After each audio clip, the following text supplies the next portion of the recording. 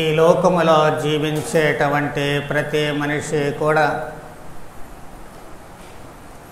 తనకు ఉండడానికి నివాసము, తినడానికి భోజనము, కట్టుకోవడానికి బట్ట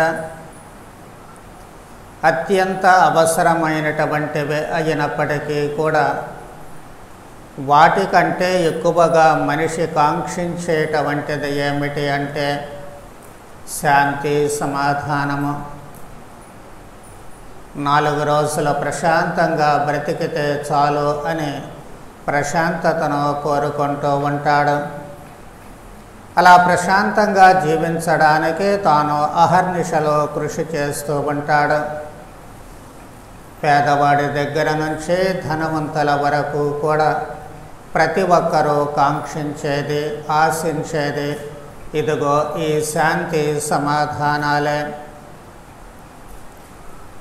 ఇటు వ్యక్తిగతంగా మనకు మనస్సులో శాంతి కావాలి, కుటుంబంలో శాంతి కావాలి, సంఘములో శాంతి కావాలి, దేశములో చివరకు ప్రపంచములో కూడా శాంతి సమాధానాలు అవసరము. ఈ శాంతి కోసమే అందరూ కూడా శ్రమిస్తూ ఉంటారు, కృషి చేస్తూ ఉంటారు.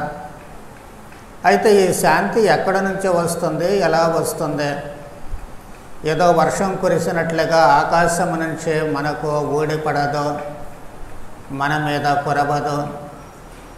కానీ ఈ శాంతిని మనకు నిజంగా ప్రసాదించగలిగినటువంటి ఏకైక వ్యక్తి ఎవరు అంటే ప్రభువైన యేసుక్రీస్తు.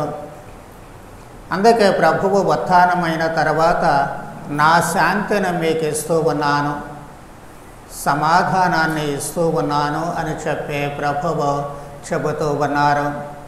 నిజమైనటువంటి శాంతి, సమాధానాలు ప్రభువు నుంచి మాత్రమే వస్తూ ఉంటాయి.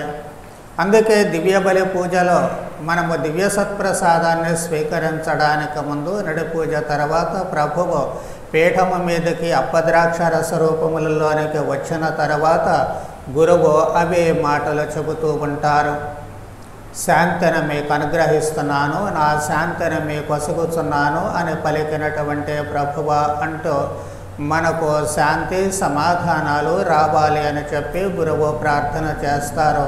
ఆ తర్వాతే మనము దివ్య సత్ప్రసాదాన్ని స్వీకరిస్తూ ఉంటాము.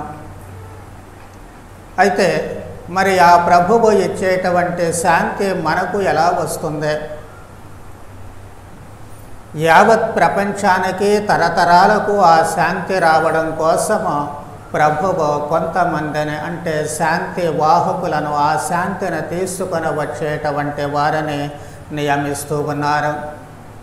మరి ప్రభువు శాంతి వాహకులను నియమించి మన మధ్యకు పంపితే సరిపోతుందా అంటే సరిపోదు.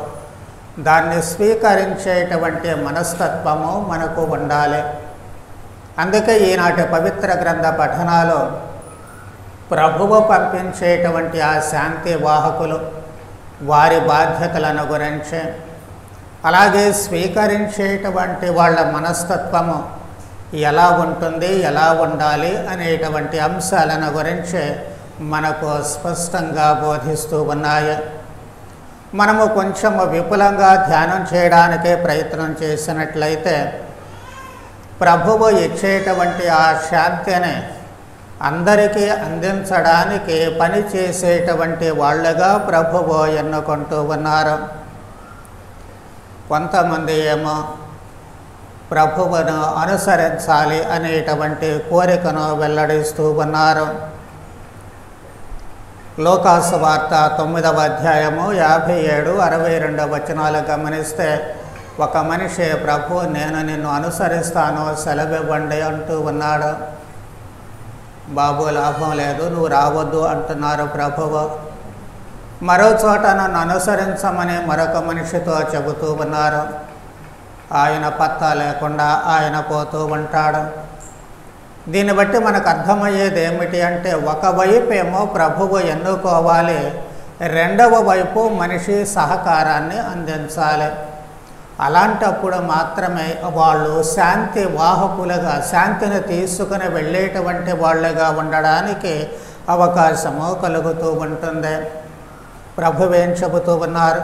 పంట విస్తారము కానీ పనివారు తక్కువ, కావున పనివారిని పంపవలసినదిగా పంట యజమానిని ప్రార్థింపడం. ఇందాక అనుకున్నట్లు మన సహకారము దేవుని ఎన్నిక రెండూ కూడా అవసరం అవుతూనే ఉంటాయి. అలానే మనం వెళ్ళి ఎవరు పడితే వాళ్ళని పిలవడానికి అవకాశం లేదు. మీరు వెళ్ళి పని వాళ్ళని పిలుచుకొని రండి, పంట ఎక్కువగా ఉంది, కోత కోయడానికి కావాలని అక్కడ చెప్పడంలా ప్రభువు పంట యజమానిని ప్రార్థించండి, ఆయన పంపించాలి పని వాళ్ళను. మనం ఎన్నుకునేటువంటిది కాదు ఆ పనివారు, ఆ సమాధానం ఇచ్చేటువంటి వాళ్ళు. నీవు నేను ఎన్నుకునేటువంటి వాళ్ళు కాదు, కానీ దేవుడే ఎన్నిక చేసి మన మధ్యకు పంపాల్సినటువంటి అవసరము ఏర్పడుతూ ఉంటుంది. అలా దేవుని చేత ఎన్నిక చేయబడినటువంటి వాళ్ళే మనకు ఈ శాంతిని అందిస్తారు. అందుకే మనం వాళ్ళ కోసం ప్రార్థించాలి మన వంతు.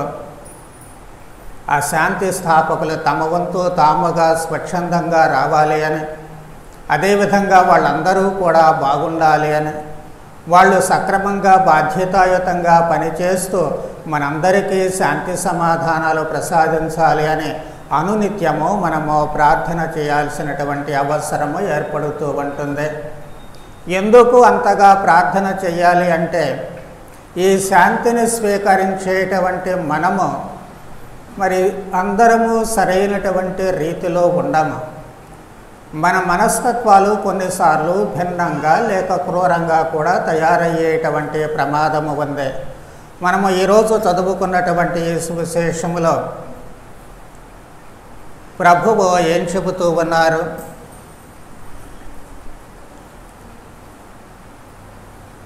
ఇదిగో తోడేళ్ల మధ్యకు గొర్రెపిల్లల వలె మిమ్ము పంపుచున్నాను.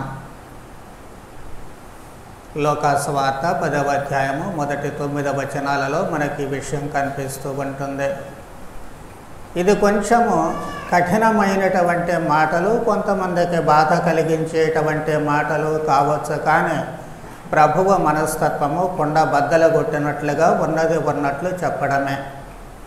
తన శిష్యులను పంపించేటువంటి ప్రభువు ఎక్కడికి పంపిస్తానంటున్నారు? నాయనలారా, మిమ్మల్ని తోడేళ్ల మధ్యకు పంపిస్తూ ఉన్నాను.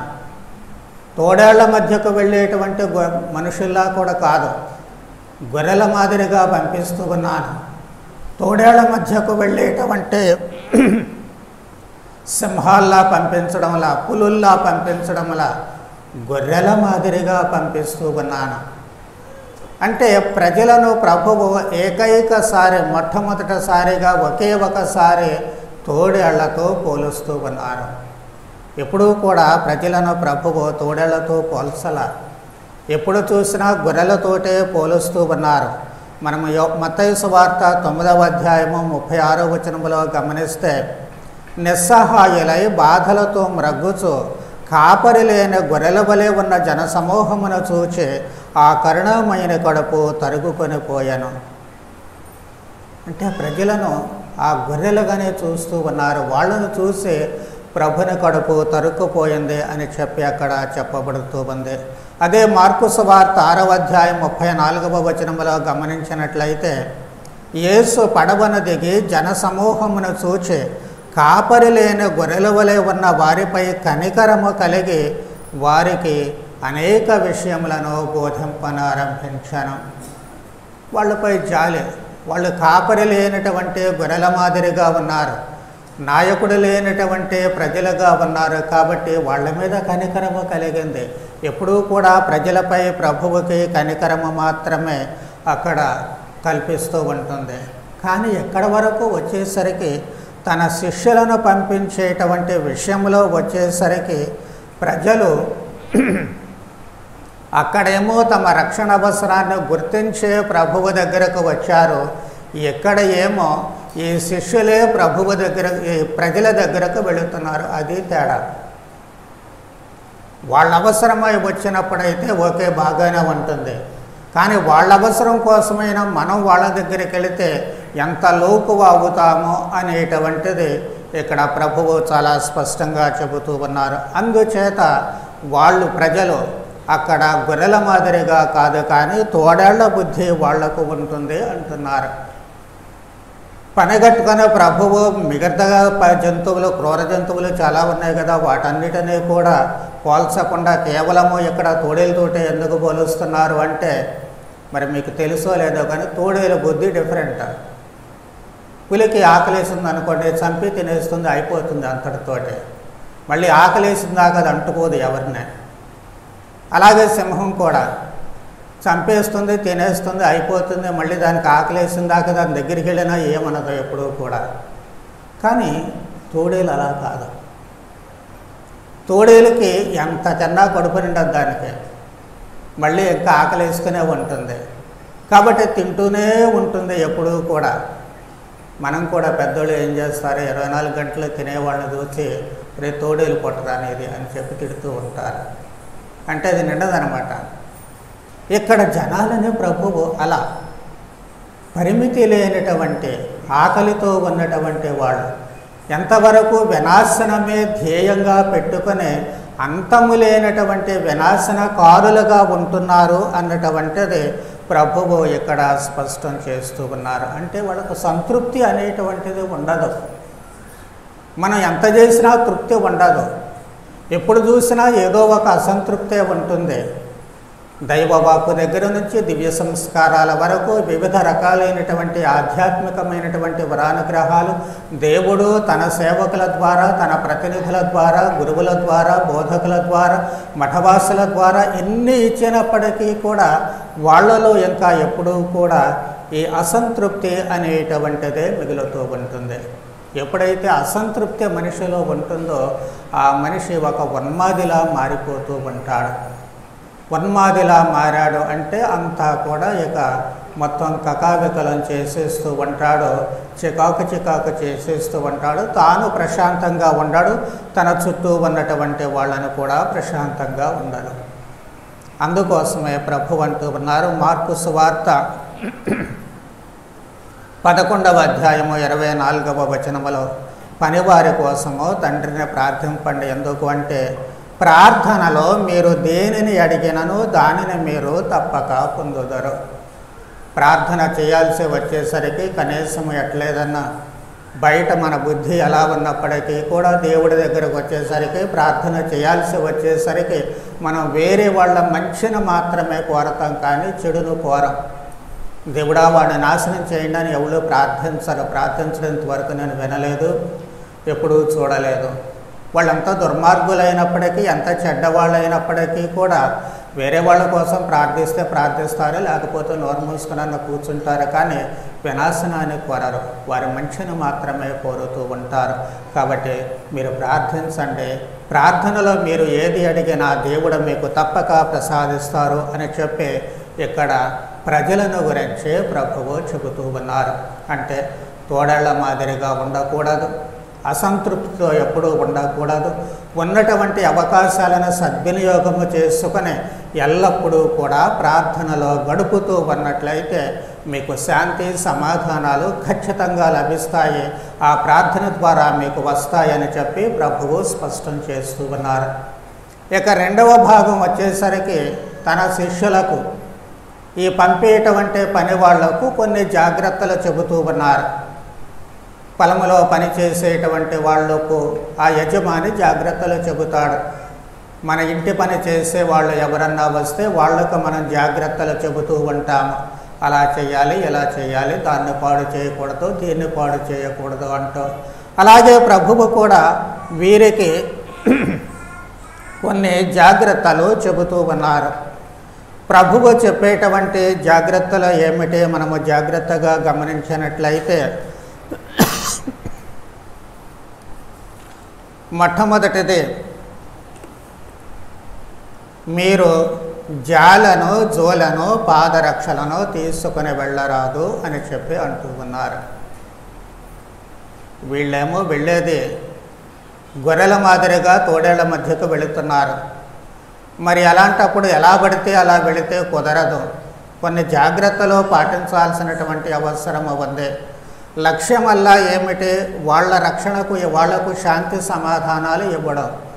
వాళ్ళు చెడ్డవాళ్ళు కదా అని వాళ్ళ నాశనాన్ని కాదు కోరుకునేటువంటిది, వాళ్లకు రక్షణ అందించడము.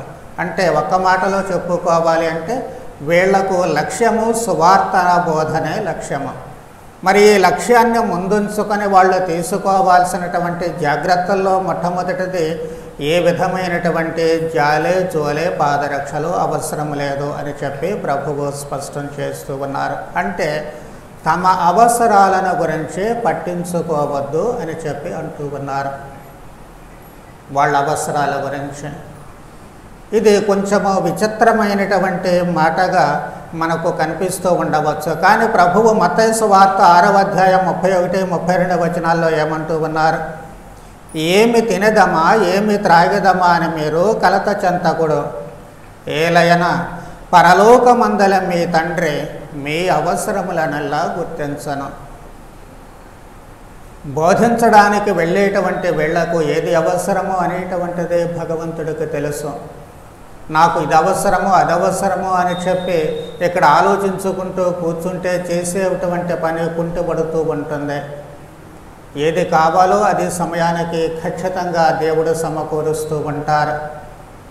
జాగ్రత్తగా గమనించినట్లయితే మనకు బోధకుల విషయంలో అది స్పష్టంగా కనిపిస్తూనే ఉంటుంది.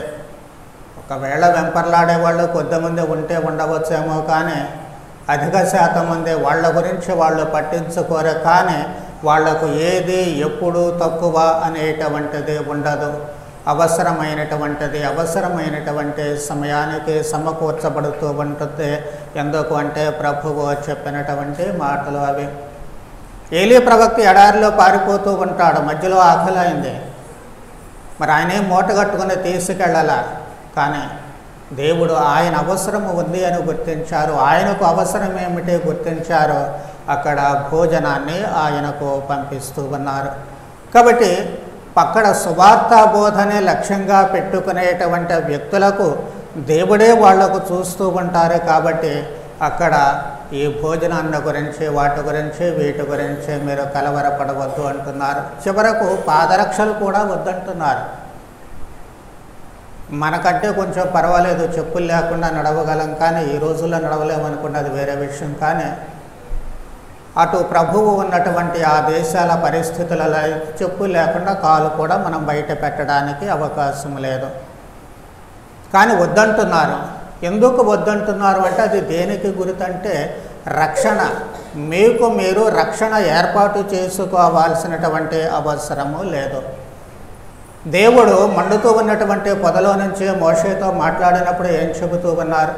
నీ పాదరక్షలు అక్కడ వదిలేసిరా. ఎందుకు అంటే నీవు నిలబడినది పవిత్రమైనటువంటి స్థలము. కాబట్టి ఆ పవిత్ర స్థలములో ఉన్నావు కాబట్టి నీకు పాదరక్షలు అవసరం లేదు. అదే విధముగా ఎక్కడ కూడాను ఒక గురువుకు కానీ బోధకుడికి కానీ మఠవాసులకు కానీ రక్షణ అవసరం లేదు. ఏమన్నా జరగనివ్వండి. ఎందుకు అంటే వాళ్ళు దేవుని చేత ఎన్నుకోబడినటువంటి వాళ్ళు కాబట్టి దైవ రక్షణ వాళ్లకు తోడుగా ఉంటుంది. దైవ సన్నిధిలో ఉన్నటువంటి వాళ్ళు కాబట్టి దేవుడే వారికి రక్షణ. కొన్నిసార్లు డిఫరెంట్గా జరిగితే జరగవచ్చు గాక, దెబ్బలు తగిలితే తగలవచ్చు గాక, ప్రాణాలు పోతే పోవచ్చు గాక, ఏది అయినా సరే అది దైవ రక్షణలోనే వాళ్ళు ఉంటూ ఉన్నారు. అది దైవ చిత్తానుసారమే ఏదైనా జరుగుతూ ఉంటుంది. తమ గురించి కాదు, కానీ వాళ్ళు కేవలము రక్షణ కార్యాన్ని గురించి మాత్రమే పట్టించుకోవాలి అని చెప్పి ప్రభు అంటున్నారు. ఎందుకంటే వీటి గురించి ఆలోచించుకుంటూ మొదలు పెడితే మిగతా వాటి గురించి ఆలోచించలేము. స్వీయ రక్షణ గురించి ఆలోచించుకుంటూ కూర్చుంటే ఏ పని చేయలేము. అమ్మో ఏం మాట్లాడితే ఏం జరుగుద్దో, ఏ పని చేస్తే ఏం జరుగుద్దో అని ఆలోచించుకుంటూ కూర్చుంటే ఈ సువార్తను పొరపాటును కూడా బోధించలేము. ప్రభువు యొక్క మాటను ఉన్నది ఉన్నట్లుగా చెప్పలేము. ఎవరు ఏమనుకుంటున్నారు, ఎవరికి కష్టం కలుగుతుంది, ఎవరికి బాధ కలుగుతుంది అనేది అనవసరం. కానీ ప్రభువు ఏం చెబుతున్నారు, ఆ వాక్యం యొక్క ఉద్దేశం ఏమిటి, దాని అర్థము ఏమిటి, అది దానిని నీవు ఎలా పాటించాలనేటువంటిది ఒక గురువుగా నేను నిష్కర్షగా చెప్పగలిగినప్పుడే నేను నిజమైనటువంటి శాంతివాహకుడిగా వచ్చినట్లు అవుతూ ఉంటుంది. అలా కాకుండా ఏదో మసిపూసి మారేడుకాయ చేసి మీ చెవులకి ఇంపుగా ఉండేటట్లు మాత్రమే చెప్పగలిగితే అది సువార్త బోధన ఎన్నటికీ కాదు.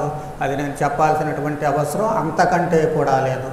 కానీ ప్రభువు ఉద్దేశాన్ని తెలియచేయాల్సినటువంటి అవసరం ఉంది. అది కుంటుబడకూడదు అంటే, ఆ దిశలో ఆలోచించాలి అంటే మిగిలినటువంటి ఆలోచనలు ప్రక్కన పెట్టాలి అనేటువంటిదే ప్రభువు ఉద్దేశము. రెండవది ప్రభువు చెప్పింది కుశల ప్రశ్నలు వేయవద్దు అంటున్నారు. దారిలో కనపడ్డప్పుడు ఎవరైనా ఏమంటే బాగున్నారా అంటే తప్పు కాదు. ఒకవేళ మనం కనుక అలా మాట్లాడకపోతే వీళ్ళకి ఏదో గర్వం ఉంది, అహంకారం ఉంది అని చెప్పి అనుకుంటూ ఉంటారు. అనుకున్నా పర్వాలేదు, కానీ ప్రభువు కుశల ప్రశ్నలు వేయవద్దు అంటున్నారు. చాలాసార్లు మనం కూడా చూస్తూ ఉంటాం. కొన్నిసార్లు వెళ్ళేటప్పుడు గుడ్ మార్నింగ్ ఫాదర్ అంటారు, కానీ నాకు వినపడని కూడా వినపడదు, పట్టించుకోకుండా పోతూ ఉంటాం. అంటే ఆలోచనలు వేరే చోట ఉంటాయి. ఆలోచనలు వేరే చోట ఉన్నప్పుడు నీవు ప్రక్క నుండి మాట్లాడినా కూడా వినిపించదు. పునీత జాన్ బోస్కో గారు పసిపిల్లాడిగా ఉన్నప్పుడు ఫాదర్ గారు పోతూ ఉంటే పరిగెత్తుకు వెళ్ళాడు పొలంలో నుంచి. స్తోత్రం స్వామి అనుకుంటూ వెళ్ళాడు. ఆయన పట్టించుకోవాలి.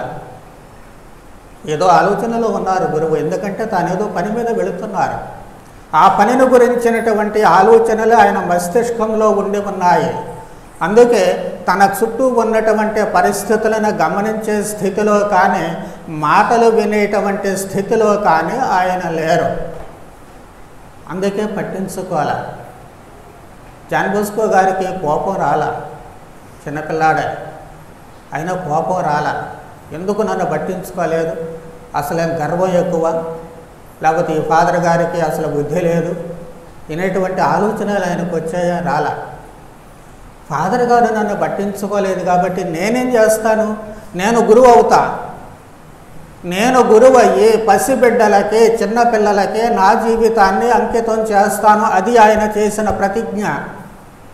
ఆ బుద్ధి రావాలి మనకి, ఆ బుద్ధి రావాలి. అవతల వాళ్ళు చేయలేనటువంటిది నేను చేసి చూపిస్తాను. అవతల వాళ్ళు ఏం చేశారు అనేది కాదు, చేసినటువంటిది బాగాలేదని నీకు అనిపించినప్పుడు నీ జీవితంలో నువ్వు దాన్ని చేసి చూపించు. అవతల వాళ్ళు అధర్మం చేస్తున్నారని నీకు అనిపించినప్పుడు నువ్వు ధర్మం ఏంటో చేసి చూపించు. అవతల వాళ్ళు అసత్యాన్నే మాట్లాడుతున్నారని నీకు అనిపించినప్పుడు నువ్వు సత్యాన్నే మాట్లాడు. అది ఛాలెంజ్ అంటే, అది సువార్త అనుసరించడము అంటే. అదే ప్రభువు కోరుకునేటువంటిది, ప్రభువు మన నుంచి కోరుకునేటువంటిది. అందుకే ప్రభువు శిష్యులకు చెబుతున్నారు, నాయనలారా ఎందుకు వచ్చిన గొడవ, ఈ కుశల ప్రశ్నలకు కాలయాపన చేయవద్దు. ఎందుకు అంటే నీవు బాగున్నావా నేను బాగున్నాను అనుకోవటంతో మన మాటలు అయిపోతాయా అంటే అయిపోవు. మళ్ళీ మీ ఇంట్లో వాళ్ళు బాగున్నారా, మా ఇంట్లో వాళ్ళు బాగున్నారా, అంతటితో ఆగుద్దంటే ఆగదు. మీ పక్కింటి వాళ్ళు బాగున్నారా, మీ పక్కింటి వాళ్ళు బాగున్నారా అన్నదాకా వెళుతుంది. వాళ్ళు బాగున్నారా అన్న వరకు ఉంటే బాగానే ఉంటుంది. బాగున్నారా అనే దానికంటే ఏం బాగలేరు అనే దాని మీద మనసు కాన్సన్ట్రేషన్ వస్తూ ఉంటుంది. ఇక అక్కడ మొదలవుతుంది రాజకీయం. వాళ్ళు అటు చూస్తున్నారు, ఇటు చూస్తున్నారు, అటు వెళుతున్నారు, ఇటు వెళుతున్నారు, వాళ్ళతో మాట్లాడుతున్నారు, వీళ్ళతో మాట్లాడుతున్నారు. ఇక ఇవన్నీ చెత్త చెదారం అంతా కూడా మాట్లాడుతూ ఉంటారు. అంతటితో అయిపోతుందా అంటే మళ్ళీ అది కూడా అవ్వదు. వాళ్ళిద్దరు అక్కడ విడిపోతారు. విడిపోయిన తర్వాత ఆ ముప్పు రాసుకుంటూ ఉంటుంది. ఒక ఇల్లు తగలబడితే ఊరంతా తగలబడ్డట్టుగా ఎక్కడ ఈ నోట్లో నుంచే మొదలైనటువంటి ఆ నిప్పు ఊరంతా తగలబడుతూ ఉంటుంది. అందుట్లో ఎన్ని కుటుంబాలు పాడవుతాయో, ఎన్ని జీవితాలు నాశనం అవుతాయో దేవుడికి తెలియాలి. అందుకే ప్రభు, నాయనలారా ఎందుకు వచ్చిన గొడవ, మీరు 10 మంది దగ్గరకు వెళుతూ ఉన్నారు కాబట్టి ఇదిగో ఈ కుశల ప్రశ్నలతో కాలయాపన చేయవద్దు. ఎందుకంటే మీ లక్ష్యం దెబ్బతింటూ ఉంటుంది. లక్ష్యం దెబ్బతింటే ఎందుకో పనికిరాదు. మనం జ్ఞాపకం చేసుకోండి, ప్రభువైన యేసుక్రీస్తు నీటిపై నడిచేటువంటి సమయంలో రాయప్ప గారు తనకున్నటువంటి విశ్వాసాన్ని బట్టి, మా చేతులతో 5,000 మందికి భోజనం పెట్టంగలేంది, ఇప్పుడు నన్ను నీటి మీద నడిపించలేరా అన్నటువంటి ధైర్యము విశ్వాసము ఉంది కాబట్టి ప్రభు మీరే అయితే నన్ను కూడా నడిపించండి అన్నాడు. సరే ప్రభు అన్నారు, ఓకే రా, నీ మాత్రం నీ కోరిక నేనెందుకు కాదనాలి, రా అన్నారు. రాయప్ప గారు దర్జాగా నీటి మీదకు దూకాడు. దర్జాగా నడవడం మొదలుపెట్టాడు. ఆయనలో ఉన్నటువంటి విశ్వాసం అది. ఆయన ఆ ప్రభువును చూచుకుంటూ నడవడం మొదలుపెట్టాడు. నీటిపై నడిచాడు, అద్భుతంగా నడుస్తూ ఉన్నాడు. కానీ ఈ మధ్యలో ఏం జరిగింది? పెనుగాలి వేస్తూ ఉంటుంది. ప్రభువును మర్చిపోయాడు. ప్రభువును చూచేటువంటి ఆ మనిషి, ప్రభువును మనసులో నింపుకున్నటువంటి మనిషి, ప్రభువు నా చేత అద్భుతాలు చేయిస్తారని గొప్పగా అనుకున్నటువంటి మనిషి, ఆ ఆలోచనలు అక్కడ డిస్టర్బ్ అయ్యాయి. ఏం ఆలోచనలు వచ్చాయి? ఇదిగో గాలి వస్తుంది, ఆ గాలి శరీరానికి తాకింది. పుట్టిన దగ్గర నుంచి సముద్రం మీద పెరిగినటువంటి మనిషి కాబట్టి ఎలాంటి గాలి వస్తే సముద్రంలో ఏ విధమైనటువంటి పరిణామాలు వస్తాయి, ఎలాంటి గాలి వస్తే వాయుగుండాలు వస్తాయి, ఎలాంటి గాలి వస్తే సుడిగుండాలు వస్తాయి, ఎలాంటి గాలి వస్తే తుఫాను వస్తుంది, ఇవి ఆయన ఆలోచనలు. ఇప్పుడు నీటి మీద ఉన్నారు, నా గతి ఏంటి? అరే ఎదురుగా ప్రభు ఉన్నారు, ఆయన చూసి నడుస్తున్నావే, కానీ ఆలోచనలు ఒక్క క్షణం పాటు దెబ్బతిన్నాయి, తారుమారయ్యాయి. ఎప్పుడైతే ఆలోచనలు ప్రక్కదారి పట్టాయో నీటిలో మునిగిపోతూ ఉన్నారు. కాకపోతే వెంటనే బుద్ధి తెచ్చుకొని ప్రభు క్షమించని ప్రభు వైపుకు తిరిగాడు. మనకు ఆ తిరిగేటువంటి అవకాశం లేకపోవచ్చు. ఆలోచనలు ప్రక్కదారి పట్టినప్పుడు, ఆలోచనలు మరోవైపుకు వెళ్ళినప్పుడు, ఆ కష్టాల ఊబిలో కూరుకున్నప్పుడు ఇదిగో ఈ దైవ సేవకులకు మరో దారి వెంటనే ప్రభు వైపుకు చూచేటువంటి అవకాశం రాలేకపోవచ్చు. ఎంతమంది గురువులు ఆత్మహత్యలు చేసుకుంటున్నారు, ఎంతమంది మఠవాసులు ఆత్మహత్యలు చేసుకున్నారు, ఎంతమంది గురుత్వాన్ని వదిలేస్తూ ఉన్నారు, ఎంతమంది మఠవాస జీవితాన్ని వదిలేస్తూ ఉన్నారు. అలా రాయప్ప గారి నీటిలో మునిగినప్పుడు ప్రభువును చూచినట్లుగా చూడలేకపోవడమే. కాబట్టి ఆ సుడిగుండాలు కల్పించకూడదు. ఆ సుడిగుండాల్లోకి అసలు దూరకూడదని వీళ్ళకే చెబుతున్నారు, కల్పించకూడదని మనకే చెబుతూ ఉన్నారు. అందుకే కుశల ప్రశ్నలతో కాలయాపన చేయవద్దు, నీ లక్ష్యాన్ని మనసులో పెట్టుకొని నీ లక్ష్యం వైపుగా పరిగెత్తు. వస్తూ ఉంటాయి ఈ సుడిగాలులు, పెనుగాలులు వస్తూ ఉంటాయి, వాటి గురించి ఆలోచించవద్దు. ఆలోచిస్తే మునిగిపోవడం అంతే, ఏమీ లేదు. అవి వస్తుంటాయి పోతుంటాయి, కానీ వాటి వల్ల నీవు డిస్టర్బ్ కాకూడదు అని చెప్పి శిష్యులకు ప్రభువు అక్కడ చెబుతూ ఉన్నారు. ఏకాగ్రత నశించకూడదు. సువార్త బోధన నా లక్ష్యము, దివ్య సంస్కార నిర్వహణ నా లక్ష్యము. దాన్ని లక్ష్యంగా పెట్టుకునే నేను గురువుగా జీవించినంత కాలము ఏ తుఫాను ఏమీ చేయలేదు. వస్తూ ఉంటాయి పోతూ ఉంటాయి. నేను చాలాసార్లు మీకు చెప్పాను, చిన్నప్పుడు చదువుకున్నటువంటి అమెజాన్ పద్యము, men may come and men may go but I go on for ever. నేను దాన్ని ఎప్పుడూ నమ్ముతాను. ఆ నది అనుకుంటుంది, మనుషులు నా దగ్గరకు వస్తుంటారు పోతుంటారు, నన్ను దాటిపోతూ ఉంటారు, వాళ్ళ అవసరాలు తీర్చుకొని పోతూ ఉంటారు, మురికి చేసేవాళ్ళు ఉంటారు, పవిత్రంగా భావించే వాళ్ళు ఉంటారు, అన్ని రకాల మనుషులు నా దగ్గరకు వచ్చి పోతూ ఉంటారు. కానీ నేను మాత్రం ప్రవహించడము ఆగను, నేను ప్రవహిస్తూనే ఉంటానని చెప్పి అంటూ ఉంటుంది. ఆ లక్ష్యము, దాని లక్ష్యము ప్రవహించడము. అదే ప్రభువు ఇక్కడ ఆ ఈ లక్ష్యాన్ని, ఏకాగ్రతను వదిలిపెట్టవద్దు అని చెప్పి తన శిష్యులకు స్పష్టం చేస్తూ ఉన్నారు. అందుకోసమే మిగిలినటువంటివన్నీ కూడా వదిలేసేయండి అని చెప్పి అంటూ ఉన్నారు. ఇక మూడవది అత్యంత ముఖ్యమైనటువంటిది సమాధానము. లోకాసు వార్త 10వ అధ్యాయం 5వ వచనంలో చూస్తూ ఉన్నాము, మీరు ఏ ఇంట ప్రవేశించినా ఆ ఇంటికి సమాధానము కలుగనగాక అని చెప్పాడు. ఏ ఇంటికి వెళతారో ఆ ఇంటికి సమాధానం కలుగనగాక అని చెప్పండి. అంతేకాదు, తాను చేసేటువంటి సువార్త బోధన ద్వారా అచ్చట రోగులను స్వస్థపరచి దేవుని రాజ్యము మీ సమీపమునకు వచ్చినది అని చెప్పాడు. దీనికోసం అసలు లక్ష్యం ఇది. దీనికోసమే ఎప్పటి వరకు అనుకున్నటువంటివన్నీ వదిలివేయాలి అని చెప్పి అనుకున్నాము. కాబట్టి ఇక్కడ ఈ శాంతి అనేటువంటిది ఎంత ముఖ్యమో మనకు అర్థమవుతూ ఉంటుంది. ఏ ఇంటికి వెళితే ఆ ఇంటికి ముందు శాంతిని ఇవ్వండి, అలాగే స్వస్థతను అనుగ్రహించండి అంటున్నారు. స్వస్థత అంటే కేవలము శారీరక స్వస్థతే కాదు. మనం చాలాసార్లు స్వస్థత అనుకుంటున్నాము. ఒంట్లో ఉన్నటువంటి జబ్బులు మాత్రము శారీరక జబ్బులే కాదు, ఈ జబ్బులు ఎక్కువగా ఉంటాయి. మానసికమైనటువంటి జబ్బులు, వాటి నుంచి స్వస్థపరచాలి, స్వస్థత పొందాలి. మనం అనుకునేటువంటిది వేరు, వాస్తవాలు వేరు కావచ్చు. అయినప్పటికీ పరిస్థితులను అధిగమించాలి అంటే ముందు మన మనస్సు ఆరోగ్యంగా ఉండాలి, మన ఆలోచనలు ఆరోగ్యంగా ఉండాలి, మన భావాలు ఆరోగ్యంగా ఉండాలి. కాబట్టి వాటికి శాంతిని ప్రసాదించాలి అంటున్నారు, వాటిని స్వస్థపరచాలి. ఆ మానసికమైనటువంటి ఆరోగ్యాన్ని మనిషికి ప్రసాదించగలిగినప్పుడు ఆ మనిషి స్వస్థుడవుతూ ఉంటాడు, ఆరోగ్యకరమైనటువంటి వ్యక్తి అవుతూ ఉంటాడు. దానికోసము ఇక్కడ వీళ్ళు కృషి చేయాల్సినటువంటి అవసరం ఏర్పడుతూ ఉంటుంది. అందుకే ప్రభువు మత్తయి సువార్త 5వ అధ్యాయం 23వ వచనంలో మనం జాగ్రత్తగా గమనిస్తే, నీవు బలిపీఠము చెంతకు కానుకలు తీసుకొని వచ్చినప్పుడు నీ పొరుగువాని ఎడల నీకు మనస్పర్ధ ఉన్నట్లు స్ఫురించినట్లయితే, అంటే జ్ఞాపకం వస్తే నీ కానుకను అక్కడే వదిలివేయి, వెళ్ళు, ఆయనతో సఖ్యత పడి తిరిగి వచ్చి నీ కానుకను సమర్పించు. దేవుడికి కానుకలకు సమర్పించడము కంటే కూడా నీవు నీ పొరుగువాడితో సమాధాన పడడం చాలా అత్యవసరము. నీ జీవితానికి అవసరమైనటువంటిది, నీ మనుగడకు అవసరమైనటువంటిది. కాబట్టి దానిని నీ లక్ష్యంగా చేసుకోవాలి. నీవు శాంతిగా జీవించడం లక్ష్యంగా చేసుకోవాలి. నీకు శాంతిని ఇవ్వడానికే ఇక్కడ ఇదిగో ఈ గురుత్వము ఏర్పాటు చేశారు దేవుడు. వాళ్ళు తమ జీవితాలను అంకితం చేస్తూ ఉన్నారు, తమకంటూ జీవితం లేకుండా ఆ జీవితాన్ని మీకు ఇచ్చేస్తూ ఉన్నారు.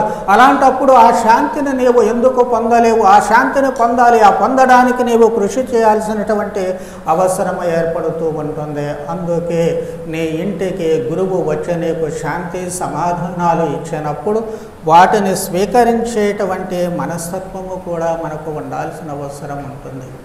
దానికి గుర్తుగానే వాస్తవానికి ఇక్కడ దివ్య బలి పూజలో ఇందాక అనుకున్నట్లుగా ప్రభువు నా శాంతిని మీకు అనుగ్రహిస్తున్నానని ప్రార్థన చేసినటువంటి గురువు మళ్ళీ ఏం చెబుతూ ఉన్నారు? ఒకరికొకరు సమాధానమును తెలుపుకొనుడు అని చెప్పంటూ ఉన్నారు. ఒకరి కోసం ఒకరము సమాధానం చెప్పుకోవాలి. కనీసం మన ప్రక్కన ఉన్నటువంటి వాళ్లకు మనం సమాధానం చెప్పగలిగితే వాళ్ళు మిగిలినటువంటి వాళ్లకు గుర్తుగా ఉండాలి. మనకు ఇరువైపులా ఉన్నటువంటి వ్యక్తులు మనస్సులో మనకు ఎవరి మీద అయితే మనస్పర్ధ ఉందో, ఎవరి మీద అయితే కోపం ఉందో, ఎవరి మీద అయితే ద్వేషం ఉందో వాళ్ళను జ్ఞాపకం చేసుకొని ఇక్కడ మనము సమాధానం చెప్పాల్సినటువంటిది ఉంది. అలా చెబితేనే నీవు ఇక్కడ మళ్ళీ ఈ క్రీస్తు శరీర రక్తాల స్వీకరణకు అర్హుడవు, అర్హురాలవు అవుతావు. అందుకే ప్రభు కానుకలు వదిలేసుకోమంటున్నారు. అలా సఖ్యత పడకపోతే ఇవి అర్పించిన ఉపయోగం ఉండదు. కాబట్టి అలా కనీసం నీ మనస్సులోనైనా నీవు సఖ్యత పడకపోతే ఎక్కడ నీవు దివ్య సత్ప్రసాదం తీసుకున్నా వేస్ట్ అవుతూనే ఉంటుంది, ఉపయోగం లేకుండా పోతూ ఉంటుంది. పాటికి 10 సార్లు మనం అలా జ్ఞాపకం చేసుకుని చెబుతూ ఉంటే కనీసం ఒకసారి కాకపోతే ఒకసారికైనా మన మనస్సులో నుంచి కోపము, ద్వేషము, పగ, ప్రతీకారాలు మటుమాయం కావడానికి అవకాశము కలుగుతూ ఉంటుంది. అందుకే దివ్య బలి పూజలు ఇక్కడ మనకు ఈ సాంగ్యము చేర్చబడుతూ ఉంటుంది. వారితో మనము అందుకే ప్రభువు పుట్టినప్పుడు కూడా చూడండి, దేవదూతలు ఏం పాడుతూ ఉన్నారు? పరలోకమున దేవునికి మహిమ, భూలోకములో మంచి మనస్కులకు సమాధానము అని చెప్పి అంటూ ఉన్నారు. కాబట్టి ఆ మంచి మనసుతో ఉన్నప్పుడే మనము శాంతి సమాధానాలు స్వీకరించడానికి అవకాశము కలుగుతూ ఉంటుంది. అందుకే గురువు మీ ఇంటికి వచ్చినప్పుడు ఆశీర్వాదం ఇచ్చేటప్పుడు ఏం చెబుతూ ఉన్నారు? ఈ గ్రహమునకు సమాధానము కలుగునగాక మొట్టమొదటి మాట చెప్పేటువంటిది. మళ్ళీ ఉన్నటువంటి వాళ్ళందరి చేత చెప్పిస్తూ ఉంటారు, దీనిలో నివసించు వారందరికీ శాంతి కలుగనగాక, లేక సమాధానము కలుగనగాక. శాంతి వాహకులుగా గురువు మీ దగ్గరకు వస్తూ ఉన్నప్పుడు మరి ఆ సమాధానాన్ని స్వీకరించడమా లేదా అనేటువంటిది మీ ఇష్టం. ఆ ఇంట్లో ఉన్నటువంటి ఎంతమంది స్వీకరిస్తారు అనేటువంటిది మీ ఇష్టమే. గురువు మీ ఇంటికి వచ్చినప్పుడు ఆ శాంతిని మీకు ఇచ్చేటప్పుడు మీరు మీ పనుల మీద చేసుకుంటూ ఉన్నారనుకోండి, పడుకొని నిద్రపోయే వాళ్ళు కొంతమంది, లేకపోతే ల్యాప్టాప్లు చూసుకునే వాళ్ళు కొంతమంది, లేకపోతే అంట్లు తోముకునే వాళ్ళు కొంతమంది, ఇలాంటి పనుల మీద మీరుంటే అంతే సంగతులు. ఆ ఎదురుగా వచ్చినటువంటి ఒకళ్ళ ఇద్దరికే శాంతి లభిస్తుంది, ఇంట్లో ఉన్న వాళ్ళందరికీ లభించదు. ఎవరైతే ఆ గురువుని స్వీకరించడానికి ఆ గుమ్మంలోకి వస్తారో వాళ్లకు మాత్రమే లభిస్తూ ఉంటుంది. చేతుల కాలదన్నుకున్నటువంటి వాళ్ళము మనము అవుతూ ఉంటాము. ప్రభువు ఎక్కడే కొంచెము కఠినంగా చెబుతూ ఉన్నారు. లోకాసు వార్త 10వ అధ్యాయం 6వ వచనాన్ని గమనిస్తే, శాంతి కాముడు అచట ఉన్న ఎడల మీ శాంతి అతనికి కలుగును, లేనిచో అది మీకే తిరిగి చేరును. అక్కడ ఉంటే, ఆ గుమ్మంలో ఉంటే వాళ్ళకి చెందుతుంది, లేకపోతే ఆ శాంతి ఊరికే పోదు, అది మళ్ళీ మీ దగ్గరికి వచ్చి మీ జేబులోనే పడుతూ ఉంటుంది.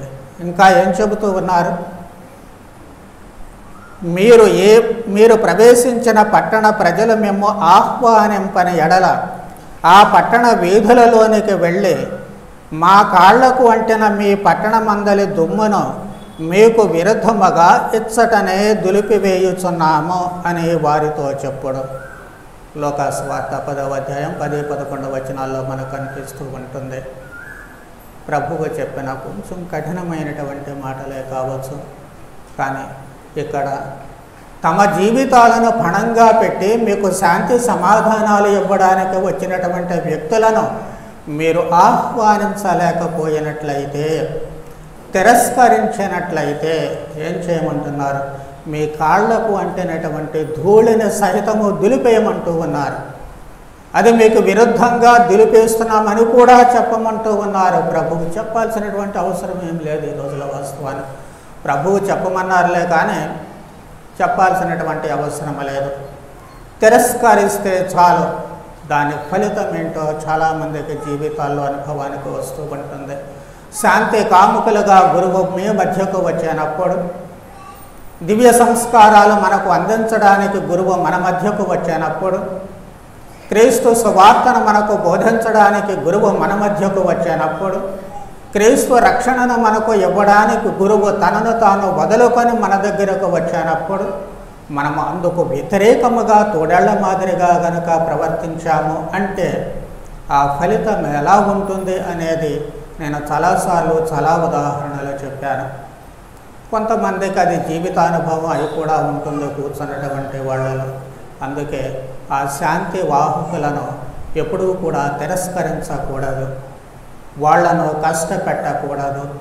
ఎందుకు అంటే వాళ్ళు క్రీస్తు ఆధ్వర్యంలో మన మధ్యకు వస్తూ ఉన్నారు, క్రీస్తు పంపిన వ్యక్తులుగా మన మధ్యకు వస్తూ ఉన్నారు. వాళ్ళను స్వీకరిస్తే మనము క్రీస్తును స్వీకరించిన వాళ్ళం అవుతాము, వాళ్ళను తిరస్కరిస్తే మనము క్రీస్తును తిరస్కరించిన వాళ్ళం అవుతాము. క్రీస్తును తిరస్కరిస్తే దాని ఫలితము ప్రభావము ఎలా ఉంటుందో మళ్ళీ నేను మాటలతో చెప్పాల్సినటువంటి అవసరం లేదు. ఉచితంగా మనపై మనమే దేవుని యొక్క కోపాగ్నిని తెచ్చుకున్నటువంటి వాళ్ళం అవుతూ ఉంటాము. అలాంటివి కాకుండా జాగ్రత్త పడాల్సినటువంటి అవసరము ఏర్పడుతూ ఉంటుంది. దేవుని శాంతి మనకు వివిధ రూపాలలో ఇవ్వబడుతుంది. ఆ శాంతిని స్వీకరించడానికే ప్రయత్నం చేద్దాం. ఏ విధముగా ఏ రూపంలో మనకు శాంతి అవసరమో ఆ రూపంలో వచ్చేటువంటి శాంతిని మనం స్వీకరిద్దాము. మన హృదయాలలో ప్రశాంతతను ఏర్పాటు చేసుకుందాము. అలాగే మన కుటుంబంలో ప్రశాంతంగా ఉండడానికి ప్రయత్నం చేద్దాము. మన సంఘంలో ప్రశాంతంగా ఉండడానికి ప్రయత్నం చేద్దాము. అది ఎప్పుడు సాధ్యమవుతుంది? ఇదిగో ప్రభువు పంపినటువంటి శాంతి వాహకుల యొక్క బోధనలను మనము విన్నప్పుడు, వాళ్ళ దివ్య సంస్కార సపర్యల మనము జాగ్రత్తగా చక్కగా స్వీకరించి వారిని మనము మన మధ్యకు ఆహ్వానించగలిగినప్పుడు సాధ్యపడుతూ ఉంటుంది. కాబట్టి అలాంటి మంచి మనస్సును, కేవలము గొర్రెల మనస్తత్వాన్ని మాత్రమే మనకు ప్రసాదించమని, మనలో ఉండేటువంటి ఆ తోడేళ్ల బుద్ధిని, ఆ మనస్తత్వాన్ని పూర్తిగా తీసివేయమని ఈ దివ్య బలి పూజలో ప్రార్థన చేద్దాం.